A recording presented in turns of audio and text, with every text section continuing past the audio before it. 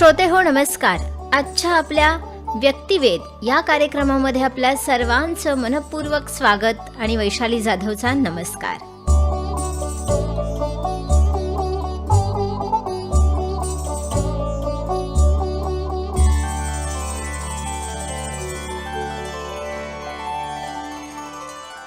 श्रोते हो, एखादा IAS अधिकारी जेव्हा आपल्या गावाच्या विकासाचं स्वप्न बघतो, ते पूर्ण करण्यासाठी प्रयत्न करतो आणि ते करता करताच राज्याचा नव्हे देशाचा विकास करण्यासाठी एखादी महत्त्वपूर्ण योजना राबवतो, स्वतः त्यात सहभागी होतो, तेव्हा देशाचं चित्र कसं पालटू शकतं याचं उत्तम उदाहरण असणारे IAS अधिकारी चंद्रकांत दळवी यांच्याशी तेजश्री कांबळे यांनी साधलेला संवाद आज आपण ऐकणार आहोत. चला तर मग एका कार्यक्षम आणि देशाच्या विकासामध्ये सहभाग देणाऱ्या IAS अधिकाऱ्याच्या व्यक्तिमत्वाचा वेध घेऊया आजच्या व्यक्तिवेद या कार्यक्रमात.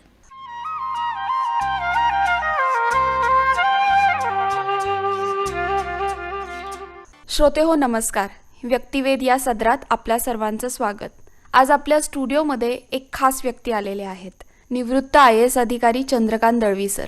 यांचा प्रवास फारच रोमांचकारी आहे आणि आज व्यक्तिवेद या कार्यक्रमात आपण यांच्या व्यक्तिमत्वाची ओळख करून घेणार आहोत. सर, आपलं आकाशवाणी पुणे केंद्राच्या स्टुडिओमध्ये हार्दिक स्वागत. नमस्कार. नमस्कार सर, आपण साताऱ्यातील एका छोट्याशा गावातनं MSc ॲग्री केलं आणि तिथेही तुम्ही गोल्ड मेडलिस्ट होता आणि ते थेट IAS.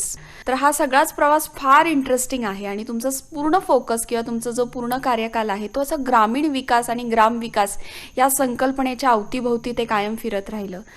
आणि आत्ता सरांचं मुख्य काम जे आहे ते सत्व फाउंडेशनच्या माध्यमातून सुरू आहे.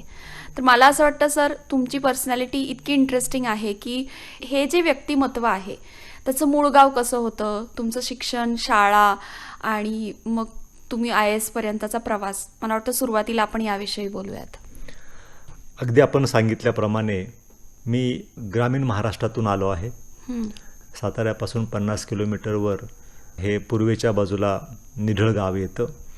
या गावातून आलो. इथं माझं प्राथमिक शिक्षण जिल्हा परिषदेची जीवनशिक्षा विद्या मंदिर निढळ या शाळेमध्ये माझं प्राथमिक शिक्षण झालं आणि रयत शिक्षण संस्थेचं हनुमान विद्यालय निढळ म्हणून निढळ गावीच एक हायस्कूल आहे आणि या हायस्कूलमध्ये माझं 11वीपर्यंत शिक्षण झालं. 1975 पर्यंत जुनी 11वी हो आणि त्याच वर्षी HSCची 12वीची बॅच, असे एकाच वेळेला 2 SSC आणि HSCच्या बॅचेस होत्या. त्या SSCच्या बॅचचा मी शेवटच्या बॅचचा विद्यार्थी. आणि त्यानंतर मी पुण्यामध्ये पुणे ॲग्रिकल्चर कॉलेजमध्ये BSc ॲग्रिकल्चरसाठी इथं ॲडमिशन घेतलं. इथे मी 1975 ते 1979 या कालावधीमध्ये मी BSc ॲग्रिकल्चर केलं. त्यानंतर मी महात्मा फुले कृषी विद्यापीठ राहुरी इथं मी MSc इन ॲग्रिकल्चरल एक्सटेन्शन या विषयामध्ये केलं. आणि मग त्याच्यानंतर मी महाराष्ट्र लोकसेवा आयोगाच्या परीक्षा देऊन मी उपजिल्हाधिकारी म्हणून 1982-83 मध्ये रुजू झालो राज्यसेवेमध्ये. आणि त्यानंतर मग पुन्हा माझी प्रशासकीय सेवेचा कारकीर्द सुरू झाली. तो माझं शेतीचं बॅकग्राऊंड आहे. माझे कुटुंब संपूर्ण शेती बॅकग्राऊंड असलेलं आहे. आणि त्या कालावधीमध्ये माझे वडील जे आहेत, मी प्रशासकीय सेवेमधला पहिला असं नाही म्हणता येणार, कारण माझे वडील हे भारतीय सैन्य दलामध्ये होते. अच्छा. तिथून ते सुभेदार म्हणून सेवानिवृत्त झाले आणि त्याच्यानंतर पुन्हा ते सेंट्रल रिझर्व्ह पोलीस फोर्समध्ये पोलीस इन्स्पेक्टर म्हणून रिजॉईन झाले होते. आणि त्याच्यानंतर मग ते 1980 सेवानिवृत्त झाले. तर प्रशासकीय सेवेमध्ये माझे वडील होते, युनिफॉर्म सर्व्हिसमध्ये होते, ते युनिफॉर्म सर्व्हिसमध्ये होते, मिलिटरीमध्ये होते आणि सेंट्रल रिझर्व्ह पोलीस फोर्समध्ये होते. त्यामुळं माझे वडील प्रशासकीय सेवेमध्येच होते असं म्हटलं तर वावगं होणार नाही. त्यामुळे मी सेकंड जनरेशनचं आहे म्हटलं तर योग्य राहील पद्धतीनं. हो सर, तुमचं मूळ कुटुंब शेतकरी कुटुंब होतं आणि शेती तुमच्या आसपास होतीच, तरी तुम्हाला म्हणजे ॲग्रिकल्चरमधनं शिक्षण घ्यावंसं का वाटलं किंवा परत आणखीन MSc ॲग्री केलं तुम्ही आणि मग त्यानंतर त्यातही करिअर न करता तुम्ही लोकसेवेकडे वळालात? तर हे सगळं कसं? जसं सामान्य विद्यार्थ्यांचं होतं तशाच प्रकारचं माझं पण झालं होतं. मी असं काही ठरवून ॲग्रिकल्चरमध्ये प्रवेश नाही घेतला, आपल्याला सांगायला हरकत नाही, की मी एवढंच म्हटलं होतं की विद्येचं माहेरघर पुण्यामध्ये शिकायला जायचं, महाविद्यालयीन शिक्षणासाठी पुण्याला जायचं, एवढंच फक्त विद्यालयीन शिक्षणाच्या कालावधीमध्ये डोक्यात कल्पना होती. आणि त्याप्रमाणे पुण्यात आलो. आणि पुण्यात आल्यानंतर मग पुण्यातले जेवढे काही नामांकित कॉलेजेस आहेत या सगळ्या कॉलेजेसमध्ये जाऊन फॉर्म भरला. त्याच्यामध्ये ॲग्रिकल्चर कॉलेजसुद्धा होतं. अच्छा. आणि त्याच्यानंतर ज्यावेळेला सगळे रिझल्ट लागले तर मला 2 ठिकाणी ॲडमिशन मिळालं, SP कॉलेज आणखी ॲग्रिकल्चर कॉलेज. आणि त्यानंतर मग दोन्ही कॉलेजचा कम्पॅरेटिव्ह अभ्यास केल्यानंतर असं लक्षात आलं की Pune agriculture college is more suitable to me. आणि मग पुणे ॲग्रिकल्चर कॉलेजमध्ये मी ॲडमिशन घेतलं. तर असं काही ठरवून ॲग्रिकल्चरमध्ये जायचं आणि तिथं काही करिअर करायचं वगैरे असं काही ठरवलं नाही. आजही अनेक सामान्य विद्यार्थ्यांची अशीच त्रेधा तिरपीट उडत असते, जी माझी पण उडाली होती. परंतु एक निश्चित ध्येय होतं की पुण्यात शिकायला जायचं आणि पुण्यातल्या कुठल्या तरी कॉलेजमधून पुणे विद्यापीठाची डिग्री घ्यायची, हे डोक्यामध्ये होतं. आणि अर्थात पुण्यात शिकलो, पण पुणे विद्यापीठाची डिग्री नाही घेता आली. पण पुण्यातलं कॉलेज आहे ज्याचं महात्मा फुले ॲग्रिकल्चर युनिव्हर्सिटी राहुरी, त्या विद्यापीठाचे ॲडमिशन घेतलं. आणि मग तिथून मी MSc ॲग्रिकल्चर आणि पुढं इथल्याच हे जे ॲग्रिकल्चर कॉलेजेस आणि खास करून महात्मा फुले कृषी विद्यापीठ राहुरी, इथे एक चांगला वारसा आहे की इथून अनेक विद्यार्थी स्पर्धा परीक्षेसाठी बसतात. आणि त्यांच्याकडून स्पर्धा परीक्षेला बसण्याची एक प्रेरणा मिळत असते. आणि मग पासआउट झालेले विद्यार्थी भेटतात, त्यांच्याशी चर्चा केली की त्यांच्यामधून मोटिवेशन मिळतं, त्यांचं मार्गदर्शन मिळतं. आणि कॉलेजचे प्राध्यापक असेल, तिथले प्राचार्य असतील, या सगळ्या तयारी करणाऱ्या विद्यार्थ्यांच्यासाठी त्यांना प्रोत्साहन पण देतात, मदतही करतात. आणि त्याच्यामुळं इथून मोठ्या प्रमाणावर विद्यार्थी वेगवेगळ्या स्पर्धा परीक्षेमध्ये यशस्वी होतात. त्याच्यापैकीच यशस्वी झालेला मी एक विद्यार्थी आहे. वा, खूप छान. इंटरेस्टिंग आहे खरं. म्हणजे हा प्रवास असा आत्ता वळून पाहताना तिथे किती सहजता होती हे लक्षात येतं, पण प्रत्यक्ष तुम्ही अनुभवलेल्या गोष्टी तुम्हालाच जास्त माहीत असतील. तर तुमचं 35 वर्षाची सर्व्हिस आहे आणि तुम्ही 2018 सेवानिवृत्त झालात. आणि या 35 वर्षापूर्वीचं सगळं आपलं म्हणजे ग्रामीण भारत म्हणा, ग्रामीण महाराष्ट्र म्हणा, तेव्हा खरंच खूप वेगळं असणार. तिथे साक्षरतेचं विचारा किंवा टेक्नॉलॉजी, रस्ते, या सगळ्याचंच जर आपण विचार केला तर ते खूप मागे असणार ही सगळी गोष्ट. आणि तेव्हा तुमचा ग्रामविकासाची संकल्पना आणि मग मध्येच जेव्हा तुम्ही ज्या वर्षी रुजू झालात किंवा ज्या काळात रुजू झालात तेव्हाच जागतिकीकरण वेग धरत होता आणि ह्या सगळ्या गोष्टी अशा एकत्रित होत्या. तर तुमचं मुळात ग्रामविकासाचं तेव्हा कसं स्वप्न होतं आणि रुजू झाल्यानंतर ह्या सगळ्या गोष्टी कशा तुम्ही जुळवून घेत त्या स्वप्नाच्या दिशेने पाऊल टाकत गेलात? मी जेव्हा प्राथमिक शिक्षण घेत होतो तेव्हा आणि जन्मच ग्रामीण भागात असल्यामुळे ग्रामीण भागामध्ये आत्ता जे काही आपण चित्र पाहतो आहोत सगळ्या सेवा सुविधांचं, याच्या कशाचाही लवलेश गावामध्ये नव्हता. म्हणजे माझ्या गावामध्ये वीज नव्हती, प्याच्या पाण्याच्या योजना नव्हत्या, रस्ते नव्हते.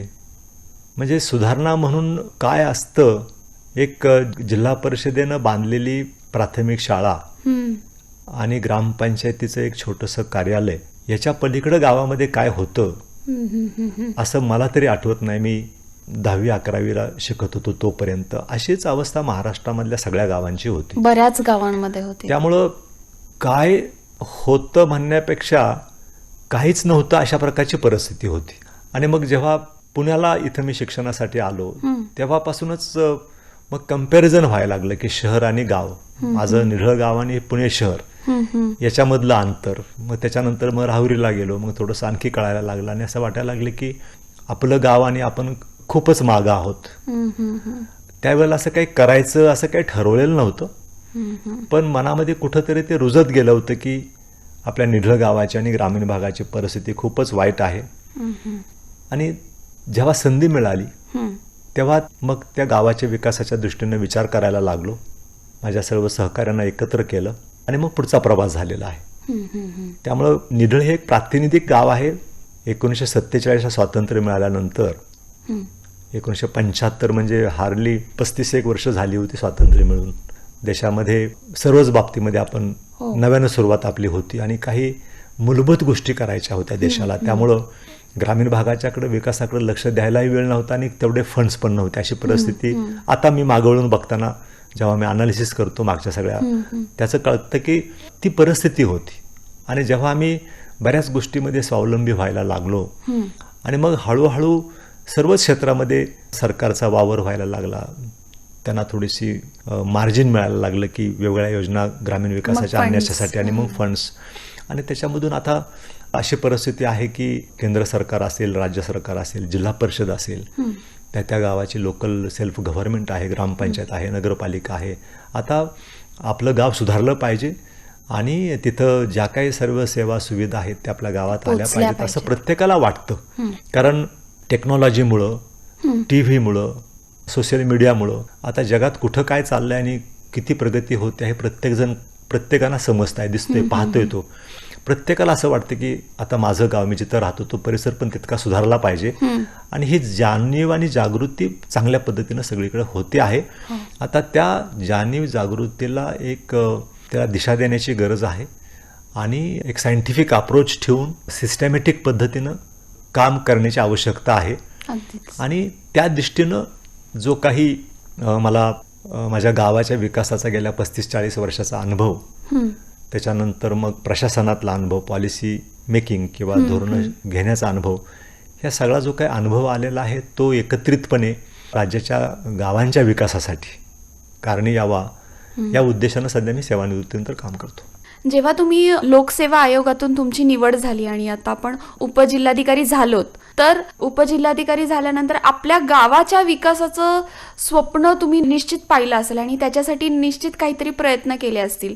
तर ते नेमके काय होते आणि त्याच्यासाठी तुमचं कशा प्रकारचं योगदान होतं? प्रशासकीय सेवेमध्ये आल्यानंतर, काही वर्षाचा अनुभव झाल्यानंतर अनेक गोष्टी कळायला लागल्या आणि अधिकाऱ्यांना जे अधिकार असतात तर त्याचा फायदा घेऊन या सगळ्या गोष्टी करता येऊ शकतात हे जेव्हा स्पष्ट व्हायला लागलं, तेव्हा हळूहळू मनामध्ये काही विषयाच्या बाबतीमध्ये विचार व्हायला लागला, प्रश्न दिसत आहेत, त्याला सोल्युशन असायला पाहिजे असं वाटतंय, पण मग ते सोल्युशन कसं असलं पाहिजे. आणि मग या दृष्टिकोनातून विचार करता करता आणि मग अनेक ठिकाणी काम करता करता त्यासाठी ज्या काही संधी प्राप्त होत गेल्या, त्याच्यातून मग संधी मिळालेली आहे तर मग एक प्रयोग करून बघूया काय होत आहे. आणि जर का तो प्रयोग यशस्वी झाला तर मग नक्कीच तो रिप्लिकेट करता येतो. तर या पद्धतीनं ही विचारधारा होती.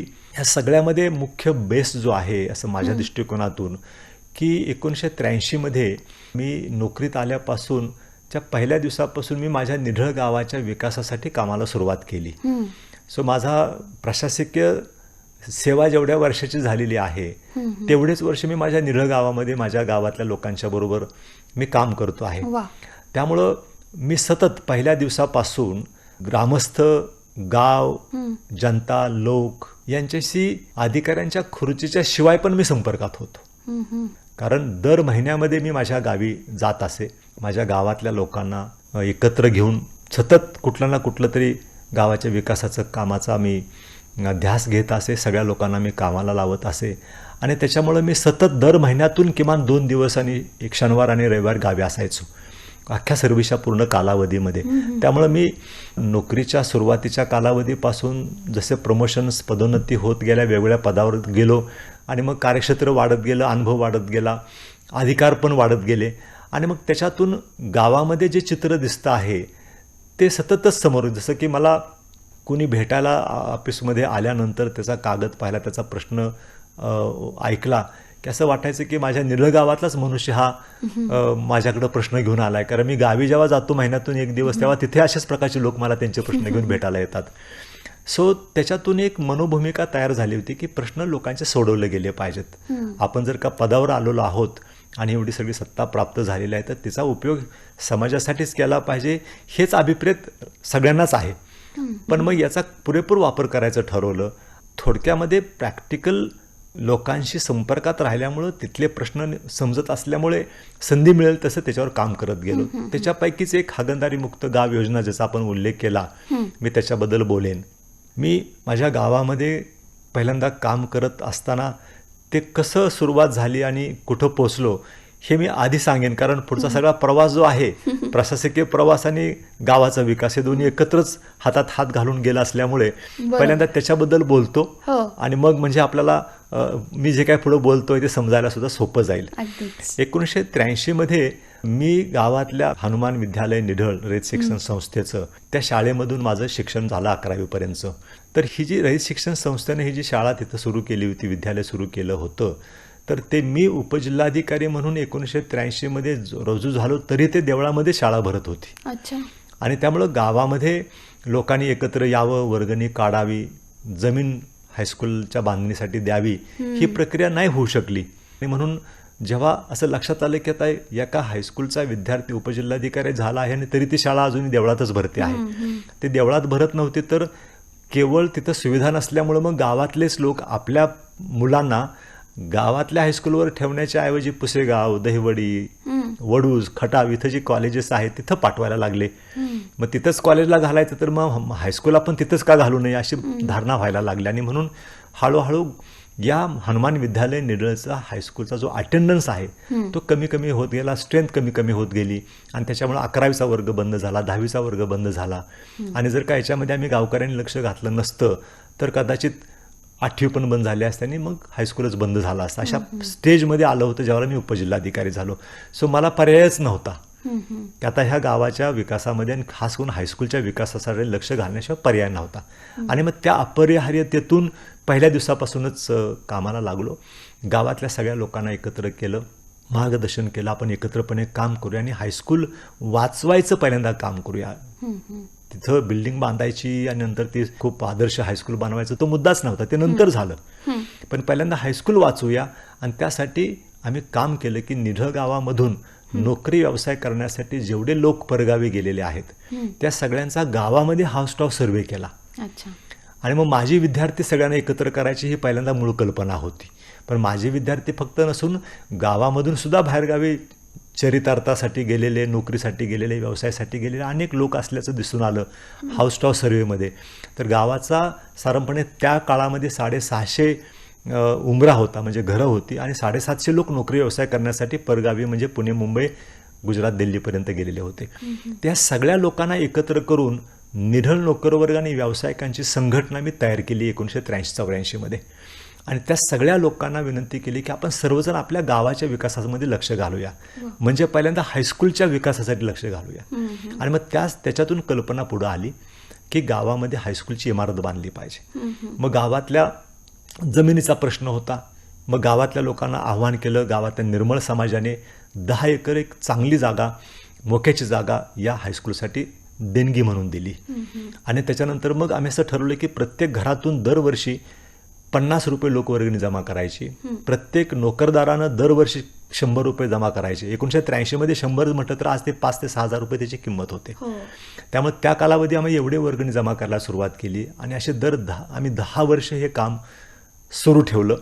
त्याच्यातून 1.25 लाख रुपये दरवर्षी जमा व्हायचे त्या काळामध्ये.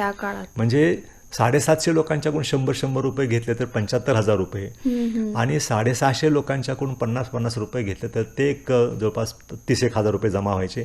तर दरवर्षी 1.25 लाख रुपये जमा व्हायला लागले आणि त्याच्यातून आम्ही 17-18 खोल्याची एक भव्य RCC इमारत निढळ गावामध्ये त्या 10 एकरावर बांधली.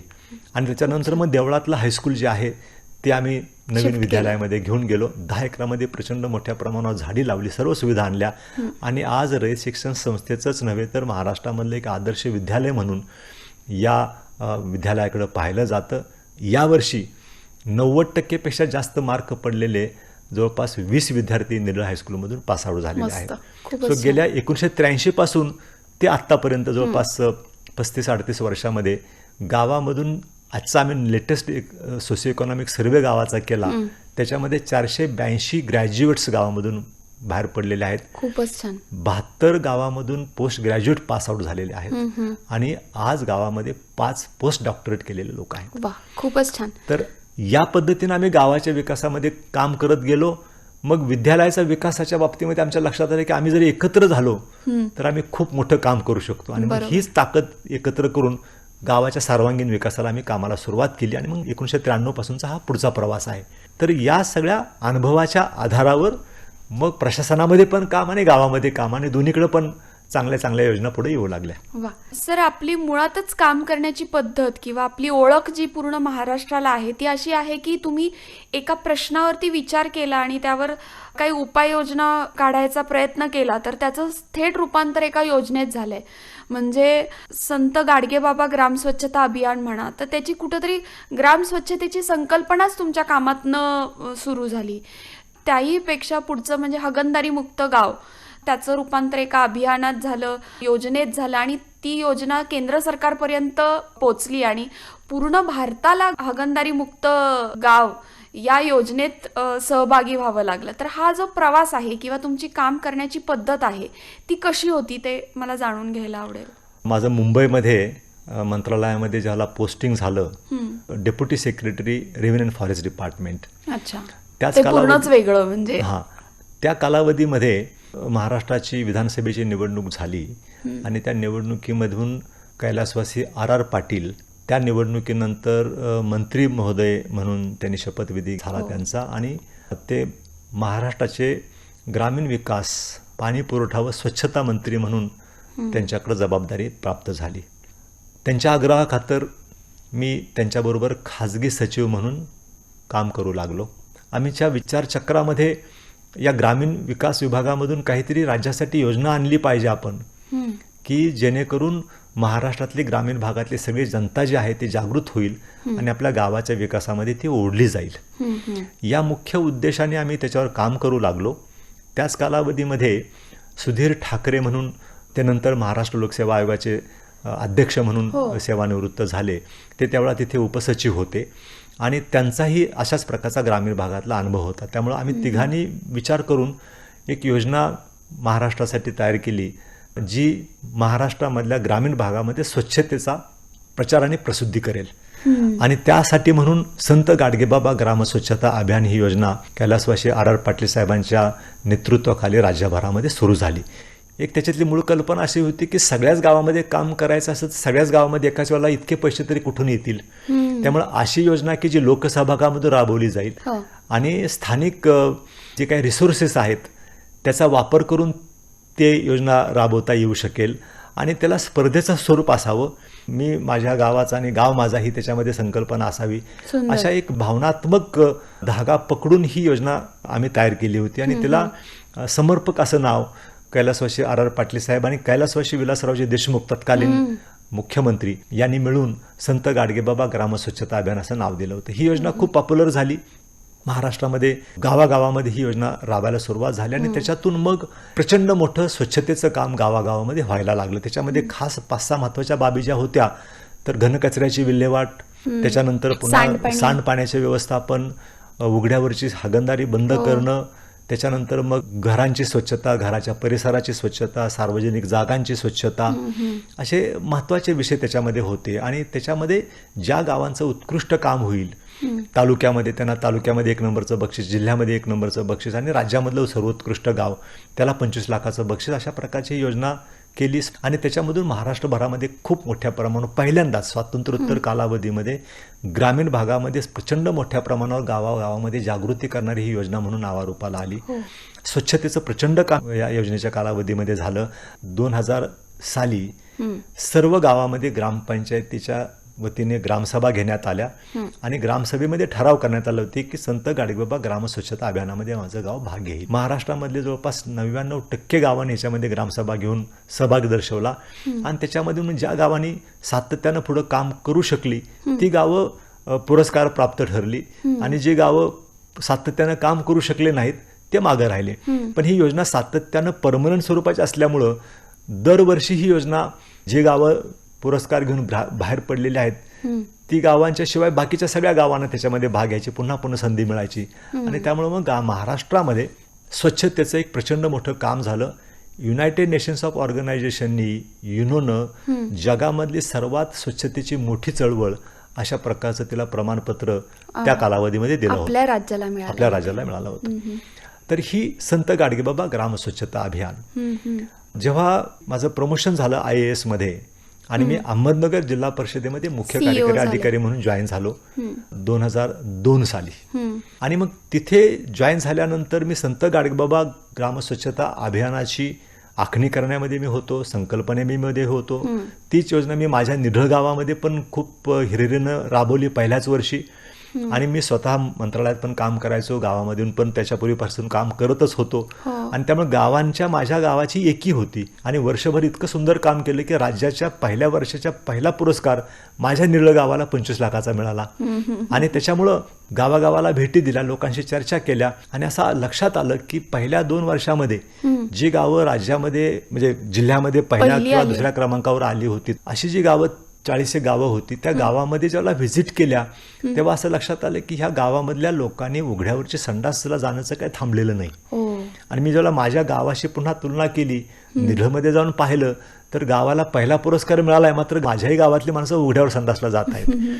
तर हे कुठंतरी संत गाडगेबाबा अभियानामध्ये एक त्रुटी राहून गेली आणि ती मोठीच दुरुस्त त्रुटी. केली पाहिजे. आणि म्हणून 39 गावं ज्यांना पुरस्कार मिळाले होते अहमदनगर जिल्ह्यामध्ये, त्या लोकांच्या कार्यशाळा घेतल्या, त्या गावांना भेटी दिल्या आणि त्यांना सांगितलं की आपण घराघरामध्ये संडास आपल्या स्वतःच्या खर्चानं बांधायचे आणि गावामधली उघड्यावरची हागणदारी 100% बंद करायची. हा दृष्टिकोन सगळ्यांना दिला आणि त्याप्रमाणे कामाला आम्ही सुरुवात केली. आणि मग त्याच्या प्रक्रियेमधून त्या योजनेला हागणदारी मुक्त गाव अशा प्रकारचं त्या योजनेचं नामकरण मी अहमदनगर जिल्ह्यामध्ये केलं.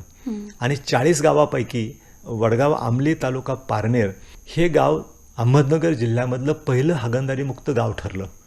त्या गावामध्ये घराघरामध्ये संडास बांधले गरिबांनी श्रीमंतांनी आणि त्याचा वापर कटाक्षानं सुरू केला. आणि मग ते गाव एक रोल मॉडेल ठरलं जिल्ह्यासाठी. जिल्ह्यातल्या सगळ्या ग्रामपंचायतीला नेऊन वडगाव आमली दाखवलं आणि 1285 ग्रामपंचायतीमध्ये हे हागणदारी मुक्तीचं काम सुरू केलं. याची दखल राज्यानं घेतली आणि राज्यानं हीच योजना हागणदारी मुक्त गाव योजना म्हणून राज्यासाठी लागू केली. आणि ती योजना लागू केल्यानंतर महाराष्ट्रामध्ये सगळ्याच जिल्ह्यामध्ये मोठ्या प्रमाणावर शौचालयाचं बांधकाम व्हायला लागलं आणि आकडेवारी एकदम केंद्र सरकारकडे दिसायला लागली की महाराष्ट्रामधूनच मोठ्या प्रमाणावर संडासांची बांधणी का होते आहे. त्याचा अभ्यास करत करत केंद्राचं पथक हे अहमदनगर जिल्ह्यामध्ये आलं. आणि अहमदनगर जिल्ह्यामध्ये 1-2-3 दिवस पाहणी केल्यानंतर त्यांना हे लक्षात आलं की का हे सगळं होतं आहे. आणि मग त्यांनी सांगितलं की तुम्ही काय करायला पाहिजे की केंद्र सरकारची जी योजना आहे, आता जे काही स्वच्छतेचं धोरण आहे त्याच्यामध्ये काय बदल केला पाहिजे जेणेकरून ही तुमच्याकडे जी अहमदनगरमध्ये यशस्वी झालेली योजना राज्यामध्ये देशामध्ये सगळीकडे लागू करता येईल. आणि मग त्यावेळी विचारविनिमय झाला, कार्यशाळा झाल्या आणि त्याच्यामधून एक बीज उत्पन्न झालं. ते असं की प्रत्येक कुटुंबानं स्वतःसाठी संडास बांधला पाहिजे, तो गरीब असो श्रीमंत असो, आणि त्यांनी वापर केला पाहिजे. हे थीम देऊन एक केंद्र सरकारसाठी त्याची योजना तयार झाली आणि जिला केंद्र सरकारनं निर्मल ग्राम योजना म्हणून नाव दिलं. आणि एक चांगलं पाऊल स्वच्छतेच्या दृष्टिकोनातून हे पडलं. मला खूप अभिमान आहे. देश हागणदारी मुक्तीकडे चाललेला आहे. हे नक्कीच अभिमानास्पद काम सर्वांच्यासाठी झालेलं आहे. अगदीच आहे. म्हणजे तुमच्या बोलण्यातनं हे नक्कीच दिसतंय की जर आपण आपल्या स्थानिक प्रश्नांचाच खूप नीट आणि व्यवस्थित विचार केला तर आपण कदाचित देशाच्या प्रश्न सोडवण्यामध्ये कुठेतरी आपण सहभाग घेऊ.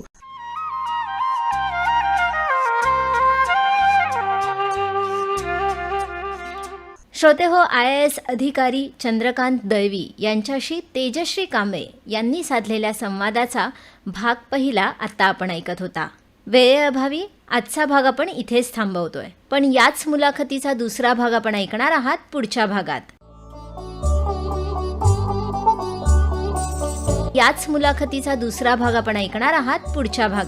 तेव्हा आपल्या व्यक्तिवेध या कार्यक्रमातून मी वैशाली जाधव आता आपला निरोप घेतेय. पुन्हा भेटूयाच पुढच्या कार्यक्रमात.